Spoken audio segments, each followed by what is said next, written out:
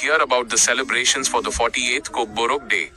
This day holds significant cultural importance for the people of Tripura, marking the recognition of Kokborok as an official state language in 1979. Here are a few ways to present that information depending on how you plan to use it. Caption: Celebrating the essence of our mother tongue. Today, on the auspicious occasion of Kokborok Day, a grand cultural program was organized at the Bachai Bari Hachuk Kharang Hall under Tulashikhar RD block. The event was graced by the presence of Shri Animesh Deb Barma, Honorable Minister for Forests, Government of Tripura; Shri Ananta Deb Barma, Honorable Executive Member, TTAADC.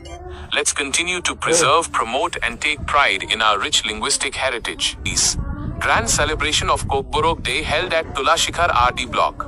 Tulashikhar, the 48th Kokborok Day was celebrated with great fervor today at the Bachai Bari Hachukani Kharang Hall.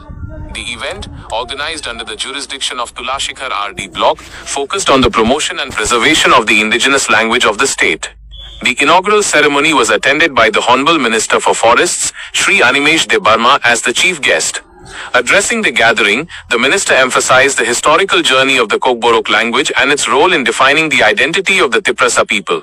Also in attendance was Shri Ananta Deb Barma, Executive Member of the Tripura Tribal Areas Autonomous District Council, TTAADC, who highlighted the ongoing efforts to integrate the language into broader educational and administrative frameworks. The program featured various cultural performances and discussions on the linguistic development of Kokborok.